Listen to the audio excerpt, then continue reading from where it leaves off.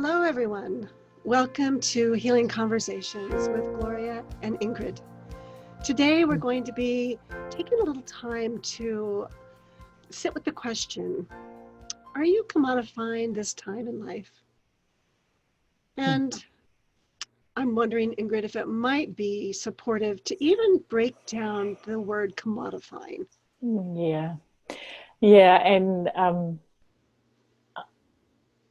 I think it is important. It's a word that I've been kind of mulling over since coming across it in I think it was an Instagram post from Tokopa Turner, whose work I really love, and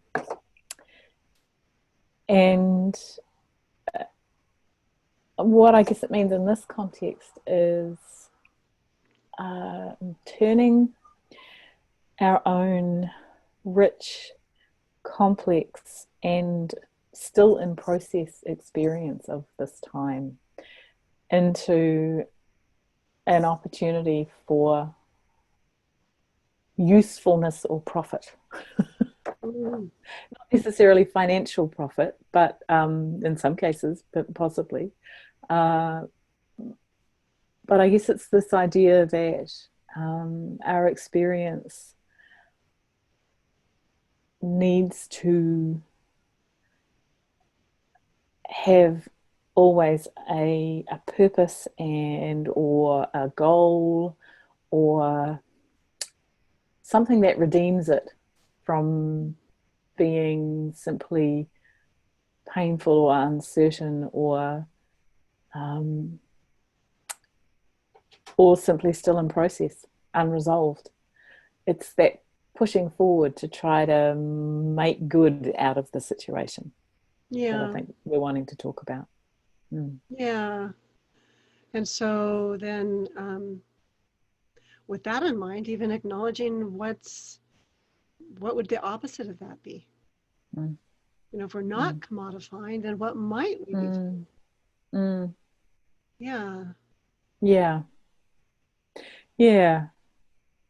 I suppose if it has an opposite, it would be being with our experience in an open way that is both open to how the experience is unfolding, but also to all of the dimensions of that experience, including what is heartbreaking or frightening or confusing or frustrating or disappointing, and without trying to kind of flip that into but it's all good because this is where it's leading. So in a sense, it's kind of like allowing us to see what mask or filter might we be automatically putting on as we're moving through this time. And those filters and those perceptions, they can really be subtle and slip in without us even noticing it. Because, you know, all of us have our different experiences of being influenced by other thought patterns, others' nervous systems. I mean, there's so many ways we can be influenced in relationship with others or by being a part of a crowd. We can get us pulled right into a whole mindset without conscious awareness. And often I think it is, you know, those the ways that we frame things, perceive things, it is unconscious. And sometimes too, in this time, I guess I've noticed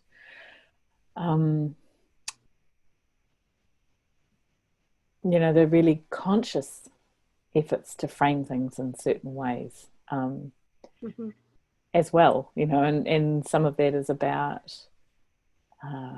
political rhetoric or, you know, social marketing. And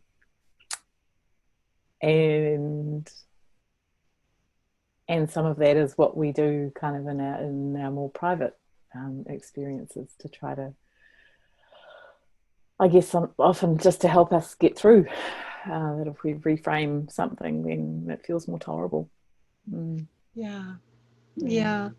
And in that, though, what I find to be really helpful is even when I notice I want to reframe it, and if I have Mm. that tendency, when I notice it, it's like Mm. many times I may not notice I'm Mm. doing that. But Mm. when I do notice it, when I can pause and slow down and then kind of peek underneath that to see Mm. what is the need that's really alive there, to be with Yeah, that, yeah, yeah. that's going to actually empower me in a slightly different way. Um, Mm. it allows me to actually come into more congruency from within myself, Mm. Mm. um, because I believe it supports me to be more conscious. Mm. And I take the Mm. time for that. Mm. Mm. Um, because Yeah. the other ones we were talking about, when I do fall into the commodification of things, Mm. it's because I have been influenced, because we're influenced all the Mm. time by our Mm. environment, Mm. Mm. but we many times are not conscious of it. So being able to Mm. slow down and kind of reflect back and come back into myself is a really helpful, Yeah. just throughout my day. Yeah. But what I notice can happen for me is if I hear the news and there's some tragedy that's happened, because relationships are just so near and dear to my heart, it can knock me off my center if I'm Mm. not grounded and centered, Mm. because grief can well up really quickly. Yeah. Or maybe it's going to be a strong surge of anger at the Mm. injustice of something, Mm. or fear of, oh my God, what's happening. Mm. Mm. Um, so those real big swells of emotion that are really Yeah. rolling through our world right now. Yeah. Yeah. How do we begin to recognize that surge as it's Mm. just Mm. beginning, Mm. is a practice that I'm noticing after I Mm. read that wave. Oh, that would have been nice if I would have caught that. Yeah. Yeah. Yeah. Yeah. Yeah. And I guess it's sort of, it feels really important to acknowledge that we're all experiencing those surges. Um, as you were naming, anger, grief, fear, um, and some of the kind of intermediate flavors of those, like frustration, um, and how we frame what's happening to us at the moment and happening around us is often so shaped by our history with those emotions, Oh, I yes. guess. Hmm. Yeah, and then that shapes the language that we're using about what is happening and why it's happening and what it means. Like we were talking, you and I, just before we started the recording, about the difference between describing staying home and physical distancing um, as sheltering in place, or describing it as we have been here, level 4 lockdown. Completely different connotations, Yeah. and generating different emotions, even as I hear myself saying those words. Yeah. And one of the things I noticed about sheltering in place actually is that so much to me sounds like um, either a natural disaster Mm. is happening out there in the world, or, and I guess this reflects my age, but uh,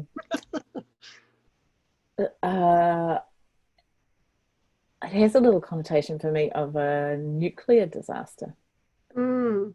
which creates this little kind of vibration of dread in the back of my mind that is at odds with the surface gentleness of that notion of sheltering in place, sheltering at home in place.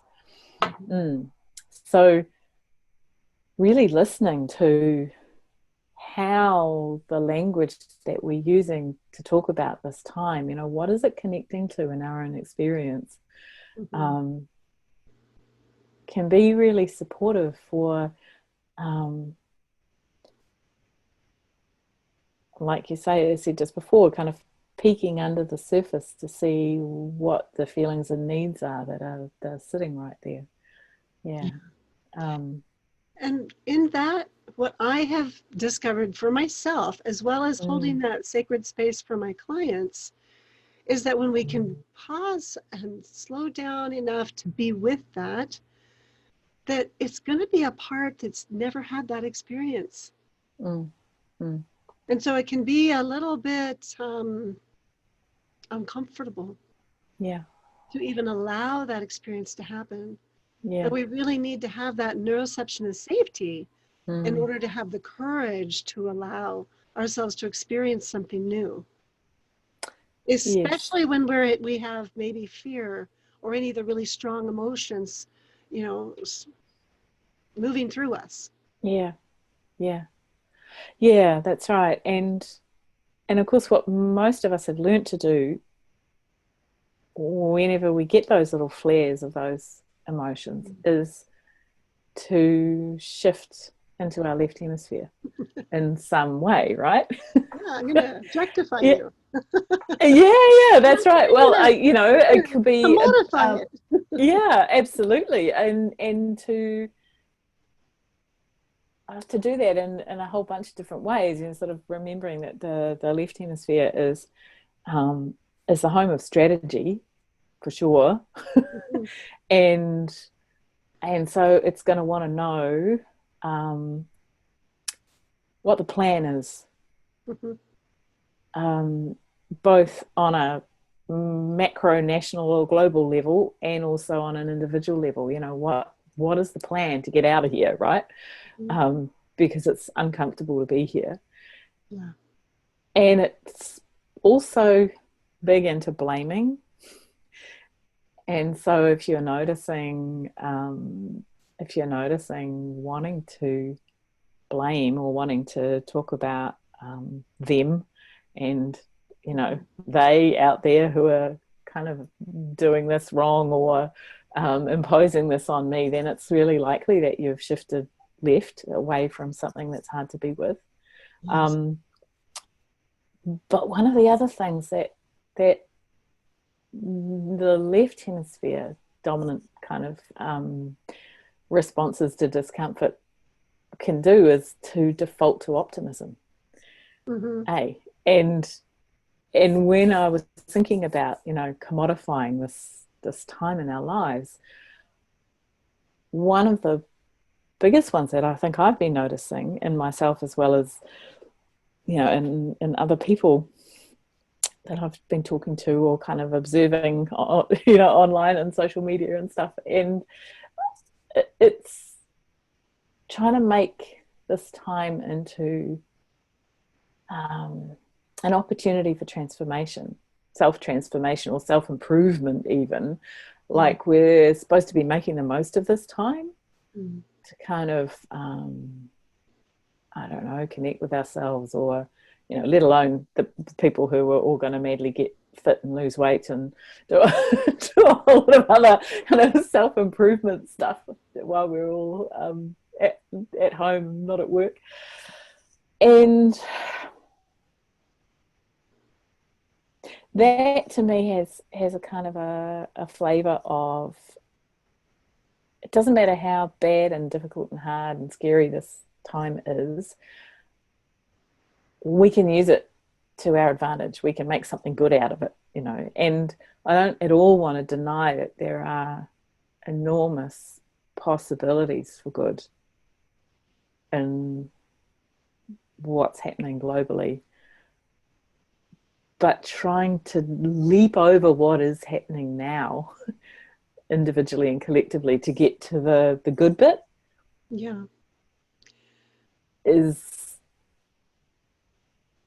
commodifying this time. Mm. Yeah. It's also like denial. It is denial. It's Yeah. denying what is, Mm. and or it's avoiding it, Yeah. or it's pretending it doesn't exist. It's Mm. wearing those rose-colored glasses. Mm. Um, yeah. Yeah.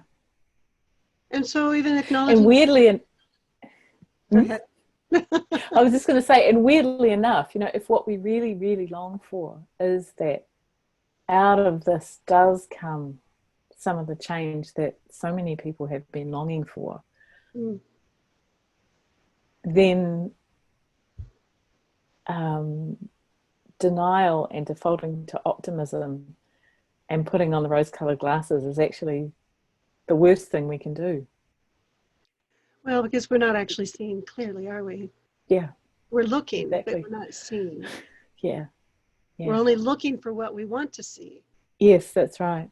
That's right. And so when we can actually slow down and be with what's Mm, happening, we mm, can begin to see things we didn't even notice before.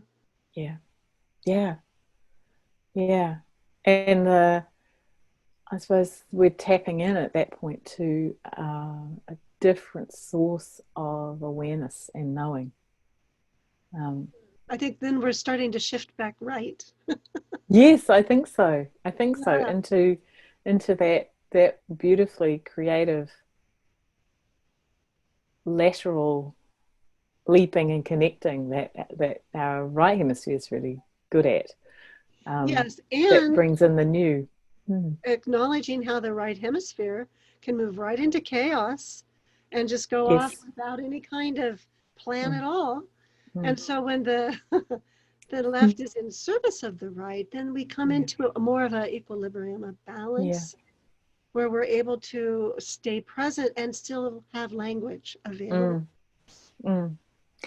Yeah, I suppose what I was thinking, and what I said just now is, and maybe this reflects my own experience actually, is that it's really easy for me to slip back into a left hemisphere dominant Mm, thought process and strategy process and whatever too early, mm, like to not allow enough time for the being with mhm, before I go back into okay, I've extracted some intel about this being with thing, mhm. and now I'm gonna um, Take action. turn that to good use by strategizing and taking action, and that is a kind of extractive model. It's a exploiting Mm, the richness of this other way of being in order to convert it into something I can make use of. And I think that's the thing I'm feeling uneasy mm. with as a process within myself. Oh, Um, yeah, yeah, yeah, I think I'm too quick to do that. And so, yeah. for me, it's really important to take more time to Mhm, simply be with and to notice mhm. and not shift back. Yeah, yeah. Yeah, so I'm wondering that might be something like catching self going into strategizing Mm, and and then coming back and being with and then catching self going and strategizing and slowing down and coming back to yeah, be with. And that in yeah, itself becomes like a mindfulness practice yeah, of yeah, noticing, oh, I did it yeah, again. Oops, yeah, yeah, I did it again. yeah, I yeah, said, yeah, oh. yeah, yeah, But noticing yeah. that with grace and softness Mm, is so much more likely to allow us to mm, grow new neurons of mm, understanding that we make sense mm, than if we're like, mm. oh, I did it again. And we're harsh Yeah, and critical of yeah, ourselves. yeah, yeah, Mm, yeah. And I also want to come back to the point that you raised just now about um, that other kind of experience that we can have, which is the getting lost in the right hemisphere, chaos and kind of wandering around, and because that's happening for people too. It is. And that is not a nice place to be, in the chaos of an unregulated right hemisphere. It's Hey, very and painful. it's Very. very painful, very painful. And so I'm thinking it would be helpful to talk about some simple practices uh,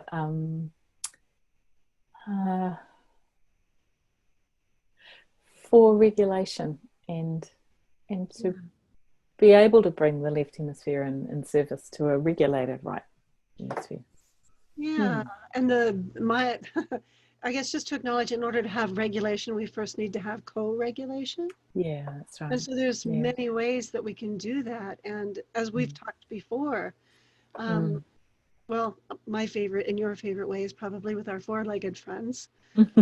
Yeah. Regulate. But acknowledging that actually a lot of people don't have access to Exactly. some Horses, of their four-legged friends right horses, now. dogs. Yeah, That we yeah. do have nature. Mm, Yeah. And if we mm, can't go out and be in nature, we still do have ways that we can connect with that mm, energetically.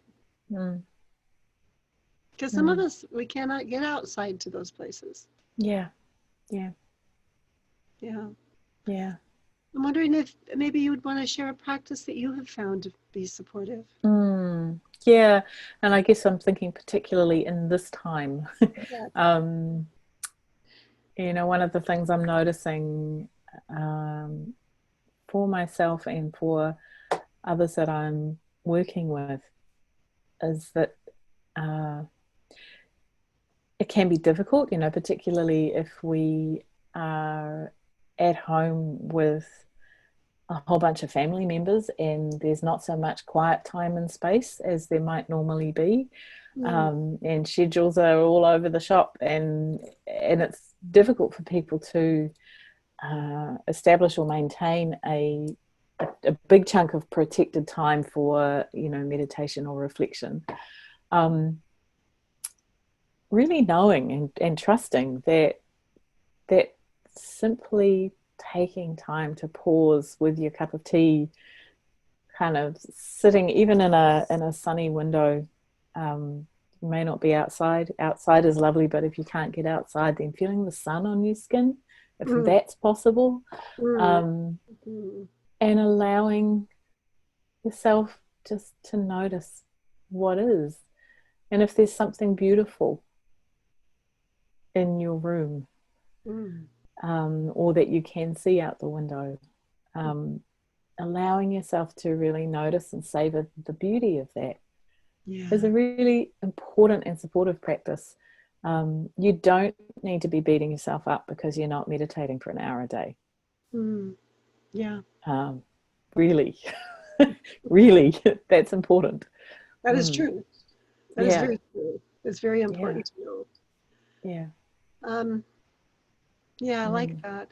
One of the things that I have enjoyed sharing with others, especially when they're needing to develop regulation within, mm, are some mm. basics that infants need.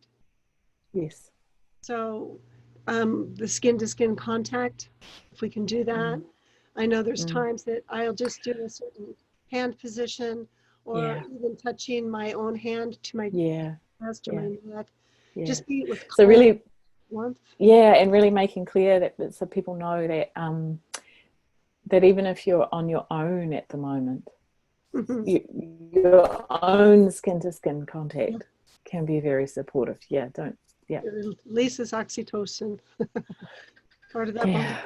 yeah, Yeah. yeah, And doing it in conjunction with some of these other things of where we're placing our attention mm, on an yeah, image, on a flower, yeah, on nature. yeah, And then also motion. It naturally will mm, soothe our body. So mm, I know this because my son needed me to learn all of these things when he was little for him to mm, regulate. And so we had a mm, bouncy ball and that you can bounce with him on the ball. mm, Or if you have a mm, string or if you have a rocking chair, a chair. Rocking chair. Yeah. Yeah. Yeah, or even just, Yeah. swaying yourself, rocking Mm, yourself, your own body, mm, will start to mm. actually shift something within us. Yeah. Um, and Yeah. and Not everybody finds breathing exercises supportive, but if breathing exercises are good for you, then even very simple practice of taking, a good in breath and then releasing that in a long, slow out breath and repeating yeah, is a good way to soothe your system. Mm, yeah, mm. I've And heard there's that. a rhythm to that too. Yeah. Mm, mm. I've heard that referred to as box breathing, maybe counting slowly to 4 and then holding for 4 and then exhaling for 4. You don't even need to do box breathing. If you can do box breathing, then go for it and look it up online if you want more detail about how to do it. But even the process of a long, slow Oh, exhale, yeah. um, yeah, can Yes. be can be soothing.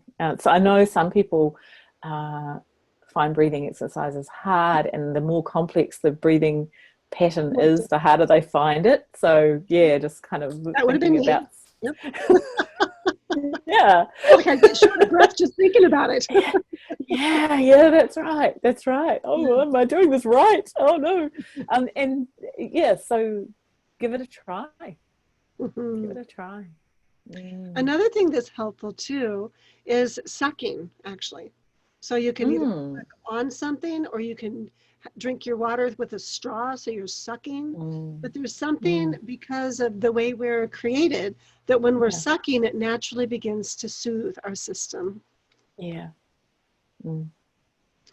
Yeah, Mm. so also with the touch, you can combine it with warmth, as long as Mm. it's not hot where you are in the world, but Mm. warmth and Mm. softness can be really helpful.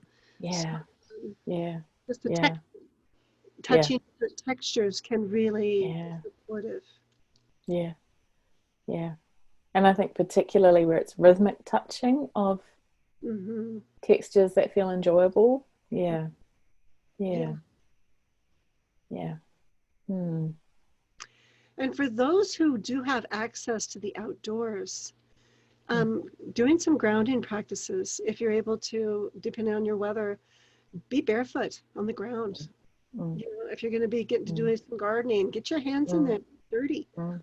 Yeah, There's lots of minerals that we yeah, receive from the earth that really support us.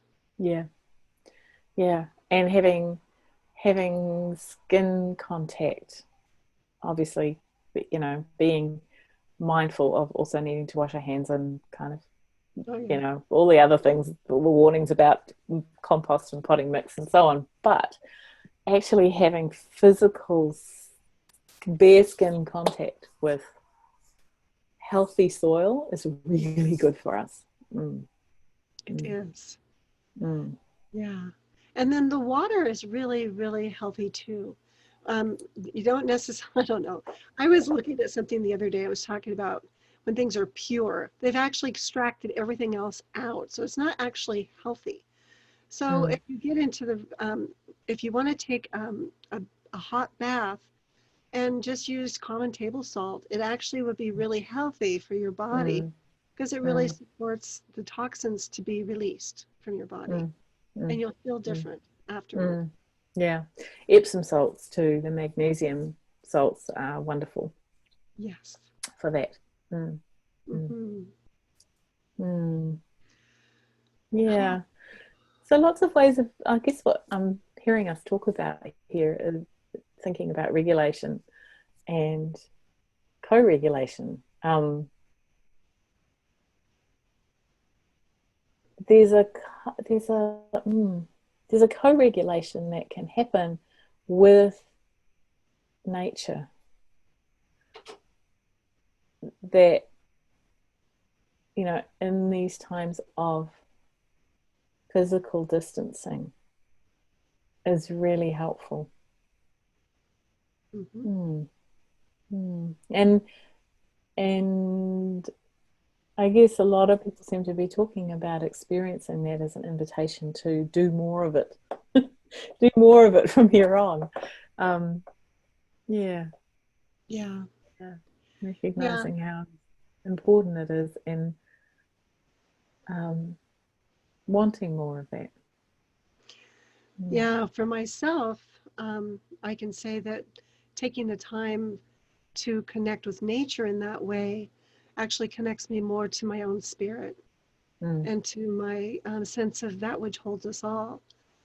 And mm, that to me is really comforting during this mm, time. mm, mm, Yeah. mm. Yes, and what I want to acknowledge in the way you've just expressed that is that that is really different from uh, everything's going to be fine in a kind of a rose tinted glasses way. Yeah. Hmm. Yeah. Um, mm, It's more of a, for me, I'm empowered to be with what is, yeah. with acceptance of what is, without Mm, either the not being pessimistic that it's all just bad and not being optimistic that it's all just good, but that mm, I'm able to actually mm, sit with what is by actually deepening to what's the need underneath, what's the beauty of the need in the moment. yeah. Even if I'm sitting with a deep, deep grief, which recently that's been very alive for me, Yeah. holding that space. The reason the grief is so acute is because the love is so profound. Yeah. And when I can honor that, that's right there. That's where something's going to Mm, sprout up and grow. And mm, um, the healing for my heart happens there. yeah. Yeah. Yeah. Mm, Yeah. Hmm.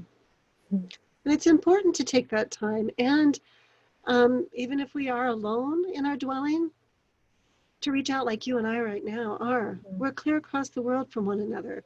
mm, But when I have my heart heavy like that with grief, I can reach out to you. And I know that you will meet me right where I am and mm, sit with me mm, in my pain until I can find mm. my way to move through it, because that's how healing happens. Yeah. Yeah. Yeah. Mm, So with that, I would love to encourage people to reach out to you, Ingrid, during this time. How can they mm, reach out to you? mm. How can they find you? Yeah, the easiest way is by through my website, which is www.ingridgunby.com.